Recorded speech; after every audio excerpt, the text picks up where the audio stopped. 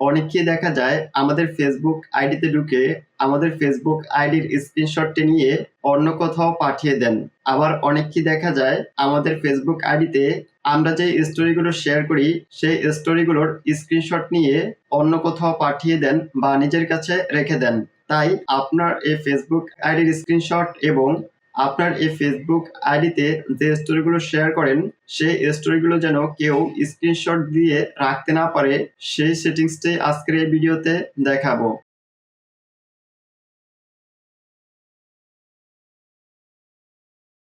Facebook অ্যাপসটি open করে নেবেন। ফেসবুক অ্যাপসটি ওপেন হয়ে গেলে উপরে কর্নারে যে থ্রি লাইন রয়েছে এই থ্রি লাইনটিতে ক্লিক করবেন। এখান থেকে সেটিংস আইকনটিতে ক্লিক করবেন। এখন স্ক্রল করে নিচে নামবেন। নিচে আসার পর অডিয়েন্স অ্যান্ড ভিজিবিলিটির আন্ডারে স্টোরাইজ অপশনটিতে ক্লিক করবেন। এখান থেকে হু ক্যান সি ইউর স্টোরাইজ এটিতে ক্লিক করবেন। এখান থেকে ফ্রেন্ডস সিলেক্ট করে দিবেন। এখন সেভে ক্লিক করবেন। সেভে ক্লিক করার পর এরকম একটি পপ আপ শো করবে।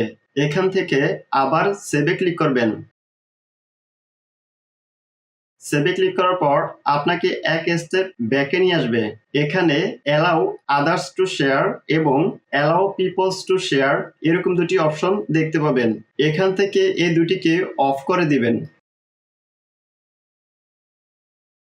এখন আমরা আমাদের ফেসবুক স্টোরিতে যে স্টোরিগুলো শেয়ার করব সেই স্টোরিগুলো কেউ স্ক্রিনশট নিতে পারবে না, আবার কোথাও শেয়ার করতে পারবে না। এখন চলে যাব আমাদের ফেসবুক আইডির স্ক্রিনশট যেন কেউ না নিতে পারে সেটি বন্ধ করে দেব। এর জন্য এখান থেকে ব্যাকে চলে যাবেন।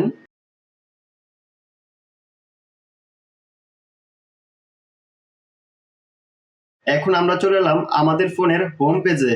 ফেসবুক আইডির হোম পেজে আসার পর এখান থেকে যে প্রোফাইল পিকচারটি রয়েছে এই প্রোফাইল পিকচারটিতে ক্লিক করবেন। এখন এখানে বৃত্তের মধ্যে আমাদের যে প্রোফাইল পিকচারটি থাকবে এই প্রোফাইল পিকচারটিতে ক্লিক করবেন। প্রোফাইল পিকচারটিতে ক্লিক করার পর এরকম একটি পপ আপ শো করবে। এখান থেকে turn on profile picture guard এটিতে ক্লিক করবেন। এখন নেক্সটে ক্লিক করবেন। দেন সেভে ক্লিক করবেন। এখন আমরা আমাদের ফেসবুক আইডির স্ক্রিনশটটা যেন কেউ নিতে না পারে সেটিও বন্ধ করে দিলাম। এখন আপনি যদি আপনার ফেসবুক আইডিটি আরো সিকিউর রাখতে চান তাহলে ফেসবুক আইডির প্রোফাইলটি লক করে দিবেন। প্রোফাইলটি লক করার জন্য এখানে যে থ্রি ডট রয়েছে এই থ্রি ডটে ক্লিক করবেন।